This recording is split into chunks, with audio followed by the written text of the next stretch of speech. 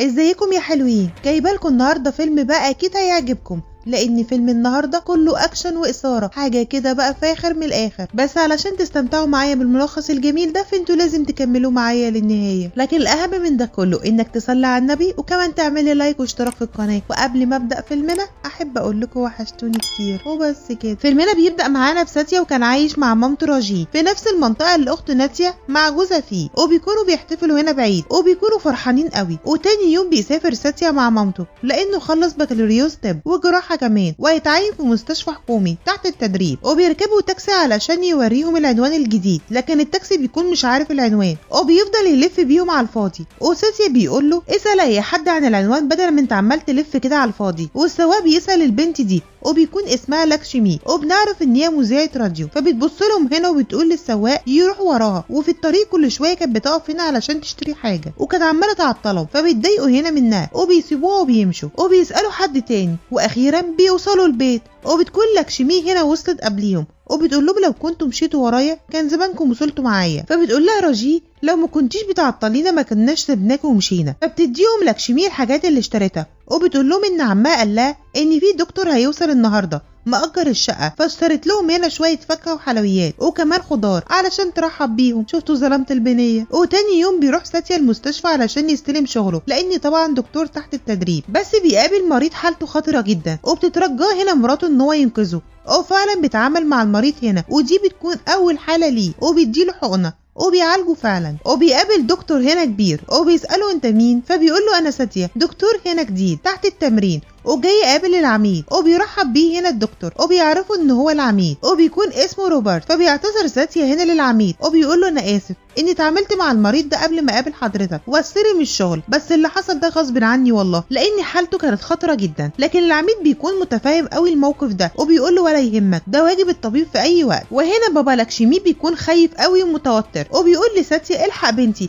لانها خدت سم وانتحرت بسبب موضوع الجواز. فبيدخلها ساتيا الطوارئ بسرعه، وبيكون عارف ان لاكشمي بتمثل، فبيسمعها ان هو هيدخل الخرطوم ده من مراخرها. فبتخاف ساعتها وبتقوم، وبيقول لها ساتيا انا عارف انك بتمثلي. فبتقوم لاكشمي وبتقول له خليك في حالك. فبيسالها انت ليه رافضه الجواز؟ هو انت بتحب حد تاني ولا ايه؟ ولا انت مش بتفكري اصلا في الموضوع ده؟ لكن هي بتقول له هو انت دكتور ولا طبيب نفساني؟ فبيقول لها لا انا بس كنت عاوز اقولك فكري شويه في الموضوع، لان احيانا الاهل بيكون عندهم حق. لكن لاكشمي هنا بتتعصب وبتقول له الزم حدودك، وبتسيبه وبتمشي. وبيكون باباه هنا عمال يعيط وبيشتكي هنا، وبيقول ان البنات الايام دي محدش بيعرف يتكلم معاها خالص، واي حاجه ما تعجبهمش بيهددونا بالانتحار على طول. فبيقول له ساتيا ان بنتك بقت كويسه وروحت على البيت كمان. فبيفرح باباها قوي وبيروح وراها على البيت. وفي البيت هنا بيتخانقوا وبتسمعهم راجي، وساتيا وهي بتقول لباباها ان هي رافضه الموضوع ده خالص. فبيقول لها باباها ان انا راجل كبير ونفسي افرح بيكي بقى، وانت كل شويه عماله ترفضي هنا عرسان من غير اي سبب، ودي فرصه عمرها ما تتعوض، لان الابراج والشخصيات مش هتتعوض تاني. لكن لاكشمي هنا بتصمم على موقفها وبترفض. وساعتها بيقول لها باباها طب انت هتشوفي بقى انا هعمل فيكي ايه،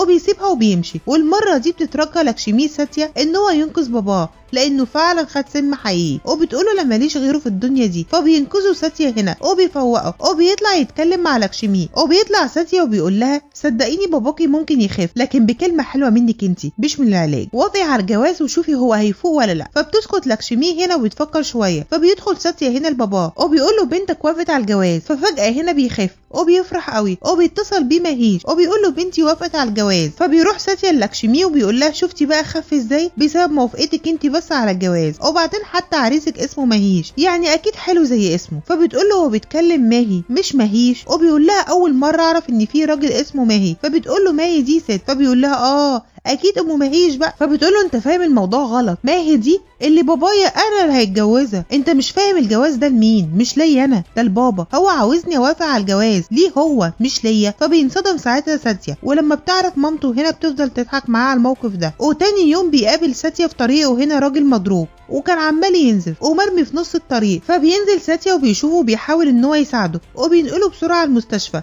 وبيعملوا عمليه جراحيه كمان. وواضح كده ان هي هتطول شويه وبتكون صعبة جدا، لكن بتنجح والراجل بيعيش. وبيتصل ساتيا بمامته وبيقول لها شكرا يا امي انك علمتيني وكبرتيني وخليتيني كمان دكتور. فبتقول له مامته ان ده كان حلم باباك فبتقول له انت ليه بتشكرني دلوقتي؟ فبيقول لها لاني النهارده اول مره انقذ روح حقيقيه، محدش بيقدر قيمه الحياه غير الدكتور والام. وفي نفس الوقت اللي ساتيا هنا بيتكلم فيه بيدخلوا الرجاله اللي ضربوا المريض عليه وبيشيلوا الجهاز التنفس علشان يموت، وفعلا بيموت، وبياخدوا بعضهم هنا وبيمشوا. ولما بيكتشف ساتيا ساعتها بيتعصب قوي وبيطلع يجري وراهم، لكن العميد هنا بيكتم بقه وبيبعده خالص بعيد علشان الرجاله ما يشوفوش، وبيعتذر كمان للرجاله وبيقول لهم احنا اسفين، ده مجرد دكتور جديد وهو لسه تحت التدريب ومش عارفكم، واوعدكم ان هو مش هيعمل كده تاني، وانا حذرته خلاص وما تقلقش، انا هكتب تقرير هنا الوفاه ان هو مات في حادثه. فبيسيبوه الرجاله وبيمشوا، وبيكون الممرضين هنا مكتفين ساتيا علشان ما يتكلمش، وبيقول ساتيا للعميد انت ازاي عملت كده وسبتهم يمشوا؟ دول قتلوا المريض اللي انا انقذته. فبيقولوا العميد ابعد عن المشاكل اللي انت مش قدها، دول رجاله المعلم جورو ما عندهمش تفاهم خالص، وبيدوسوا على القانون كمان والشرطه برجليهم، وهم الماسكين البلد دي. فبيقول له ساتيا مين المعلم جوري ده؟ فبيحكي له العميد وبيقول له ان المعلم ده مسك السلاح وهو عنده 14 سنه، ولما باباه اتقتل مامته طلبت ان ابنها اللي عنده 14 سنه هو اللي ياخد بطاره، فراح الطفل ده وقتل الراجل وفصل راسه عن جسمه كمان ولف بيها كل، ومامته علمته ان هو كل ما يقتل واحد يزرع مكانه شجره، علشان كده اشجار الغابه كلها بتمثل اعداد الناس اللي هو قتلهم. واتحبس سنين لحد ما بقى شاب وخرج من السجن واستقبله عمه، لكن عرف من عمه ان كومار هو اللي بيحكم البلد، وبسبب القروض اللي خدوها منه اخد منهم البيت والمصنع والمطحنه، ولما راح يتفاهم معاه بالذوق ضرب عمه وشوه وشه كمان. فبيروح المعلم هنا لكومار وبيقابله هنا وبيقول له انا هنا علشان اطالب باملاكي، بس كومار بيكون عنيف شويه وبيشتمه وبيخلي رجالته كمان يضربوه جامد. وبنشوف المعلم هنا في البيت وعمه بيتخانق معاه وبيزعقله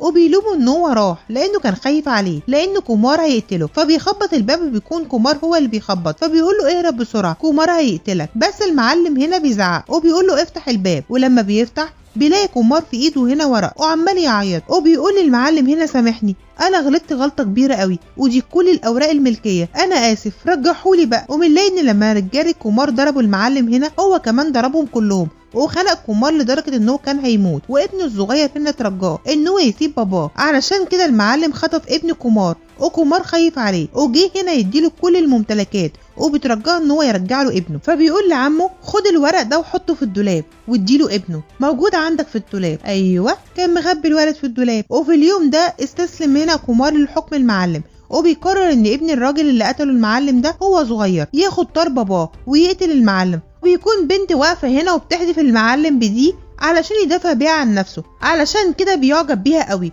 وبيخنق الشاب ده وبيقول له دي الشجره اللي زرعتها بعد موت باباك، وانت هتكون شجرتك هتكون جنبها على طول. وبنرجع تاني لساتيا بعد ما العميد حكاله كل حاجه وحكايه المعلم ده ايه، وبيمشي ساتيا هنا وكان غضبان وبيروح القسم، وهناك بيلاقي المفتش ديفا وبيحكي له ساتيا عن اللي حصل وبيساله وبيقول له مين الرجاله دول، فبيقول له دول رجاله المعلم. فبينصدم المفتش ساعتها وبيخاف وبيقول له يعني انت عاوز ايه؟ فبيقول له ساتيا عاوز اقدم شكوى. فبيقول له غيرك جه هنا كتير قوي، وبعد كده محدش قدر يكمل القضيه منهم، اللي مامته ماتت واللي اخته ماتت واللي باباه او بيته يتحرق. بس ساتيا ساعتها ما بيهتمش لكلامه خالص وبيصمم ان هو يعمل شكوى، وفعلا بيعمل الشكوى. واول ما بيمشي هنا بيروح ديفا عند المعلم علشان يقوله، وبيروح ياكل هنا وبيكون المفتش هنا جنبه وبيقوله ان ساتيا قدم فيه شكوى. وبيكون ساتيا ساعتها بيستقبل اخت ناتيا هنا بتكون جت من السفر علشان تورد عند مامتها، وفي الطريق بيكون في عربيه تخبطهم، بس ساتيا هنا فداها بسرعه وكمل الطريق وكرر الموقف ده كذا مره. ففهم ساتيا ان هي الحركه دي مقصوده وقال لاخته البسي الحزام، ومشي بسرعه هنا واتحبس بين عربيتين كبار وما بقاش عارف يطلع، لدرجه ان العربيه اتخبطت لحد ما عرف يهرب هنا، بس وصل لطريق مسدود وبتقف قدامه هنا العربيات علشان يبلغوا هنا تهديدهم، وبعدها بيمشوا وبيسيبوه. وبيقول لهم ساتيا ساعتها لما نوصل ما تقولوش لماما اي حاجه عن اللي حصل، وبتقول له ماشي. وتاني يوم بيقولوا العميد ان لازم يسحب الشكوى، ولو هو مش خايف على نفسه على الاقل خالص يخاف على اهله، وكمان علشان يخاف كمان على مرات وابن المتوفي. فبيبص ساتيا وراه هنا وبيلاقي الست دي بتترجاه ان هو يتنازل، وبيعرف من العميد ان المعلم بيهددها بالقتل، فغصب عنه هنا بيروح ساتيا يتنازل على الرغم من المفتش بيتريق عليه وبيزعق له، لكن هو ما بيهتمش وبيمشي. وتاني يوم بتكون لاكشمي بتحضر مباراه هنا لتور، وكانوا الشباب بيحاولوا ان هما يهدوه، فبتروح لاكشمي وتقول لساتيا ما تدخل كده وتشارك وورينا البطل اللي جواك، لكن فجأة وقبل ما يرد عليها التور هنا بيخرج عن السيطره وبيتجه ناحيه لاكشمي وبتكون مش واخده بالها خالص، بس ساتيا ساعتها بينقذها في اخر لحظه، ومن هنا بتبدا علاقتهم مع بعض، وبتعزموا هنا لاكشمي على قهوه علشان هو انقذها، وبيتقابلوا بعد كده كتير قوي وبيتكلموا اكتر، وبيكون ساتيا في المستشفى وبيبقى موجودين هنا اطفال هناك هياخدوا محلول وهيمشوا على طول، لكن فجأة اللي بياخد المحلول ده بيتشنج، وللاسف بتعم الفوضى في المستشفى والحالات كلها بتتنقل هنا للطوارئ، و3 اطفال بيموتوا، وبيكون المحلول ده مسمم، وبيعرف ساتيا من العميل اللي ورد لهم المحلول ده هو رافي صاحب جورو، وان ده اكيد بسبب الشكوى اللي قدمها، فبيتعصب ساتيا هنا وبيقول الاطفال ماتوا واللي عمل كده لازم يتحاسب، وفعلا بيعتقلوا هنا رافي، وبتتكلم الصحافه والناس كلها عن ساتيا وعن شجاعته، وحتى لاكشمي بتتكلم هنا عنه في الراديو، ولما بتخلص بتروح تقابله وبيشربوا سوا هنا عصير، وبتقول له ان هي هتقول له على حاجه مهمه قوي بس بعدين، وبيمشي هنا ساتيا، وفي الطريق بيقابلوا جورو بيوقعه وبيضربه وبيزقوا كمان على الازاز بتاع العربيه، فبينكسر هنا كتفه، وبيقول له ان المدينه دي اهلها ما بينطقوش الا باسم المعلم جورو وبس، لكن انت مش قادر حتى تحمي نفسك، هتحمي المدينه، فبيطلب ساتيا ميه، لكن المعلم هنا بيضحك وبيقول له مفيش حد هيقدر يجيب لك اي حاجه، والحاجه الوحيده اللي ممكن تجيب لك الميه هي المطر، وعلى فكره بقالها سنتين ما مطرتش لدرجه ان اشجاري بدات تدبل، وانا هروح ازرع الشجره، وهو بيزرع الشجره هنا السما ساعتها بتمطر، فبيؤمر رجالته ان هو يشوف ساتيا مات ولا لا، لكن ساعتها بيكون في عربيه الاسعاف، ومامته هنا كانت عماله تعيط، وبينصحها الدكتور هنا ان هي تاخده وتهرب بيه علشان ما يموتش، وفعلا ان ده اللي بيحصل، وبعد مرور سنتين بتتكلم الصحافه عن المعلم وعن دخوله لانتخابات البرلمان وعن جرايمه الكتير قوي اللي الكل عارفها، وبتستضيف المذيعة راجل هنا سياسي وبيعارض دخول المعلم في السياسة، علشان كده بيبعت رجالته يخطفوا المذيعة، لكن بتهرب بسرعة، ولكن المفاجأة ان هي بتستخبى ورا ساتيا، ولما بيشوفوا رجالة المعالم بيتريقوا عليه، لكن ساعتها بيضربهم هنا ضرب قاسي قوي وبيكسرهم كلهم، وبيقول لهم ان الدكتور ساتيا انتهى خلاص، اما دلوقتي فانا ساتيا الضابط، وبنعرف ان في السنتين دول دخل الاكاديميه الشرطه واتدرب هنا بمهاره عاليه قوي، واختار المدينه اللي فيها المعلم علشان ينتقم منه، وبيكون المعلم هنا رايح لراجل السياسي اللي عارض هنا دخوله في البرلمان، فبيطعنوا ساعتها في ظهره لحد ما بيموت، وبيبلغوا رافي هنا ان ساتيا رجع واعتقل الرجاله بتوعنا وانقذ كمان الصحفيه، لكن دلوقتي بقى ظابط مش جراح، فبيقولوا المعلم جورو مش مشكله شكلنا كده هنتسلى، وفي الاسم بيزعق ساتيا لديفا لانه افرج عن رجاله المعلم، بس ديفا بيقوله بلاش تقف قدام المعلم احسن لك، فبيضربوا ساتيا هنا بالعصايه، وبيقول له ديفا انت بتضربني ليه؟ فبيقول له لانك انت كمان من رجاله المعلم، وبيضرب نار هنا على واحد من رجاله المعلم، فبيهربوا كلهم، لكن فجاه بيجي المفتش العام وبيزعق هنا لساتيا، وبيقول له ديفا وريني هتعرف ازاي تتكلم معاه، وبكل هدوء هنا بيضرب ساتيا المفتش بالقلم على وشه، وبيقول لهم ان هم عار على الشرطه وان هو معاه تصريح ان هو يتصرف مع اي شرطي فاسد، وبيروح ساتيا هنا الاذاعه عند لاكشمي لكن ما بيتكلمهاش، وبيتكلم هنا في الراديو علشان كل الناس تسمعه، وبيقول ان في زمان في المدينه جراح، اما دلوقتي بقى هو شرطي وهيحقق العداله كمان، ومفيش حد فوق القانون، ودلوقتي واي حد هيقدم شكوى هيرجع له حقه، واعتبروني كمان اخوكم، وتعالوا لي لو في عندكم اي مشكله، وبعدها بيمشي، بس محدش بيتجرأ هنا ان هو يقدم شكوى برضه في المعلم جورو، وبيكون في طفل هنا بيقدم شاي جوه الاسم، فبيسالوا الست انت بتعمل ايه هنا؟ المفروض تكون انت في المدرسه، فبيقول له الشرطي ان الطفل ده اخرس وما بيسمعش، فبيقول له الطفل لا بتكلم وبسمع، فبينصدم هنا كل الموجودين ان الطفل ده بيتكلم وكمان بيسمع وكان بيمثل عليهم كل ده، وبيقول الطفل ده لساتيا ان بابا كان شغال سواق عند المعلم جورو، وفي يوم رحت له لقيت رافي هنا بيقتل راجل وللاسف شافني، فبابا هنا بيترجاه ان هو يسيبني وان هو مش هيتكلم، بس المعلم جورو هنا ما وافقش، وبيتلخبطوا ساعتها وبيخطفوا اخويا مكاني، واخويا بيكون لا بيسمع ولا بيتكلم، وبيقتلوه هو وبابا، ومن وقتها وانا عامل نفسي هنا اخرس ومش بسمع علشان اقدر اعيش، فبيحضن ساتيا هنا الولد وبيصعب عليه قوي، وبياخده وبيروح بيه لرجاله المعلم، وبيكون رافي هنا اللي قتل باباه موجود هناك، وبيضرب ساتيا رجاله المعلم كلهم، وبيدخل في اشتباك معاهم لحد ما بيوصل هنا الرافي، وبيفضل يضرب فيه، ومامته بتكون راكبه تاكسي وبتشوفه وبتسمع الناس هما بيتكلموا عنه وعن شجاعته وان بلدهم اتولدت من جديد بسبب ساتيا، وطبعا مامته هنا بتكون فخوره بيه قوي، وتاني يوم بتيجي لاكشمي الاسم وبيتكلم معاه وبتقول له انت مشيت من المدينه فجاه، ومن وقتها وانا حياتي حاسه ان هي ناقصه، تقول له حتى لما رجعت ما فكرتش حتى تكلمني، ولما جيت الاذاعه ما بصيتليش حتى، وبيفاجئها لما بيقول لها عن تفاصيل لبسها اللي كانت لابساه، لكن بتتفاجئ ان هو ازاي عارف كل ده وهو حتى ما بصلهاش. فبيقول لها ان الشرطي ده ذكي جدا وهو اللي بيركز في كل حاجه، وساعتها بيطلب لها القهوه اللي كانت بتحبها. وبيروح ساتيا هنا في المستشفى علشان يقابل عميد المستشفى، وبيعرف من دكتور رحيم ان هو مات في حادثه، وبيقول له قولي الحقيقه، هو المعلم هو اللي قتله، بس ما بيرضاش يتكلم وبيخاف. وبعدها بيروح المعلم جورو هنا يهدد مامة ساتيا، وهي كانت بتشتري حاجات، وبيقول لها حذري ابنك ان هو يبعد عني. فبتقول له ان ابني شجاع وانا قلت له نظف البلد من الزباله اللي زيك. فبتسيبه ساعتها وبتمشي. فبيقول المعلم لرجالته انا هسيبها تعيش لحد ما تشوف ابنها وهو بيموت قدامها. وبالليل بيروح ساتيا بيت الضيافه بتاعه المعلم اللي بيقعد فيه رافي وباقي الرجاله، وبيدخل معاهم هنا في اشتباك، وبيفضل يضرب فيهم كلهم، وبصراحه بيرقعهم العلقه الدمام، وبيضربهم هنا ضرب فاخر من الاخر، ومحدش منهم بيقدر عليه خالص، وبيقتل كمان 3 منهم، وبيخطف الباقيين. وبيوصل اللي حصل ده كله من رافي طبعا بعد ما هرب. وساتيا كمان بيعتقل هنا رافي، وبيروح للمعلم وبيقول انا سمعت انك اشتكيتني لماما زي الاطفال، واضح ان عملت قلق وخليتك ما تنامش كمان، طب خد لك حبيتين منوم بقى وحاول تنام كويس. وبيمشي ساتيا هنا وبيسيب المعلم وغضبان جدا. فبيؤمر المعلم هنا رجالته ان هم يخطفوا لاكشمي، وبيتصل بساتيا وبيبلغه ان هم خطفوها وان هو يسيب رجالته بمقابل ان هم يسيبوا له لاكشمي والا هيذبحوها. لكن ساتيا ساعتها بيقفل السكه، وبكل هدوء هنا بيلم كل التليفونات الموجوده اللي كانوا مع المساعدين في القسم، وبيكون هادي جدا. ولما بيتصل المعلم على ديفا مش بيرد عليه، فبيقلق جدا. وبيوصل له خبر كمان ان ساتيا طالب شاي ومفيش اي رد فعل او حتى الشرطه هنا خرجت من القسم. فبيقلق المعلم قوي، وبيبعت هنا يجيب ابنه من المدرسه، وبيكلم مراته وبيقول لها تعالي للبيت فورا. وبيقلق اكتر لما بيلاقي حمامه هنا ماتت على العربيه بتاعته،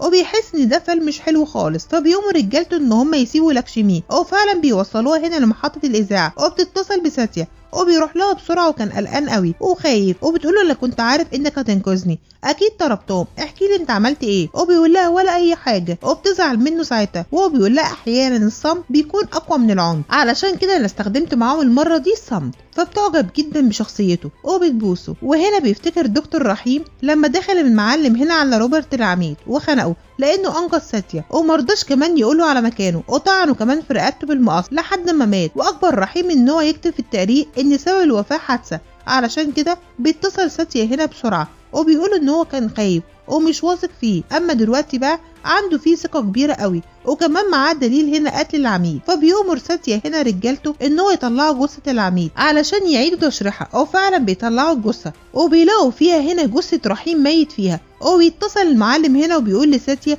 ان هو بيعرف كل حاجه في المدينه وان هو اللي قتله، وبيعترف له كمان وان هو عارف ان هو مش هيقدر يعمل له اي حاجه، ولو زعلان ومش عارف تنام خد لك حبيتين منوم يمكن تعرف تنام. وبيقفل السكه وبيسيبه. وبسرعه ساتيا هنا بيروح على موقع الجريمه اللي هي المستشفى، وبيفضل يدور هنا لحد ما بيلاقي الفلاشه اللي كان فيها تسجيلات الكاميرات لما كان المعلم هنا بيقتل العميد. فبيروح الصبح هنا للمعلم، هو بيحتفل بترشيحه هنا البرلمان، وبياخده علشان يعتقله، وبتمنع الشرطه ان هم يتدخلوا. وبيتغير ديفا هنا وبيزعل لاي حد يعمل شغب علشان اعتقال المعلم، وبيضرب واحد من رجالته، وبيحطوا ساتيا هنا في السجن، وبيأمروا ساعتها ان هم ينتشروا في المدينه علشان رجاله المعلم ما تعملش حاجه. وفعلا ده اللي بيحصل بقياده طبعا ديفا، اللي بيكون اول مره هنا ساتيا بيكون فخور بيه قوي. وبتأمر سوريا هنا مرات المعلم الرجاله ان هم يقطعوا راسه، وفعلا بيروحوا يحطوا سلك حديد حامي في طريق ساتيا علشان يقطع رقبته وهو ماشي. لكن مامة ساتيا هنا بتتصل بيه فبيقف علشان يكلمها، وبتقول له خد بالك من نفسك لاني خايفه عليك قوي وقلقانه كمان. فبيقول لها ما تخافيش وبيطمنها وبيقفل. لكن للاسف لاكشمي هنا بتسبقه، وعلشان كده السلك ده بيذبح رقبتها هي. فبينقلها ساتيا بسرعه هنا على المستشفى، وبينقلوا لها دم، لكن احبالها الصوتيه بتكون انقطعت، وبتكون حالتها خطره جدا. وبتيجي مامته هنا وبيفضلوا يعيطوا هما الاتنين، وبيفتكروا قد ايه لاكشمي كانت بتحب صوتها وكانت بتفضل تغني وبتصفر، وبيحزنوا عليها جدا. وبيجي ديفا هنا وبيبلغ ساتيا ان المعلم خرج من السجن وان هو لازم يهرب لانه هيقتله. بس مامته هنا بتزعله وبتقوله انا ابني شجاع وما بيخافش واتولد علشان يساعد الناس ويجيب حقوقهم كمان. وبتقول لساتيا نظف البلد من الزباله دي النهارده. اما المعلم بقى بيكون شبه ميت بسبب حالته النفسيه، لانه اتهان واتحبس، والناس ما بقتش هنا تهيبه ولا حتى بيخافوا منه ولا بقى بيعملوا له الف حساب. لكن مراته بتقول له ولا يهمك انا بعت الرجاله يقتلوه. فبيزعق لها وبيقول لها لا انا اللي هقتله، والف بجثته هنا المدينه كلها وانشر الخوف من تاني. وفعلا بيتقابلوا في نفس المكان اللي المعلم هنا ضرب فيه ساتيا زمان، وبتحصل خناقه كبيره قوي بينهم، وبيفضلوا هما الاتنين يضربوا ببعض ضرب عنيف قوي، وبيفضل يضرب فيه هنا بكل قوته وبكل غل لحد ما ساتيا هنا بيفضل يضربه ضرب فاخر من الاخر، وبيقدر ان هو يكسر له دراعه وكتفه زي ما عمل معاه زمان، وبيضربه وبيعلقه في نفس المكان اللي المعلم هنا علقه فيه زمان، وبيقول له ايه عطشان؟ محدش بقى هنا هيناولك حتى بق ميه، لان الكل اصلا عاوزك تموت، بس لاني دكتور مش هقدر اقتل روح. وبيسيبه متعلق هنا زي الكلب وبيمشي. وبنشوف هنا ان ساتيا اتجوز لاكشمي، وبيكون احبالها الصوتيه رجعت سليمه تاني. وما تسالونيش ليه، فيلم هندي بقى. ولحد هنا فيلمنا خلص. لو عجبكم الفيلم وترخيصي ما تنسوش اللايك، لو لسه ما اشتركتش عندي في القناه اشترك وفعل الجرس علشان يوصلك كل جديد احنا بنقدمه، واللي جاي احلى واحلى. سلام.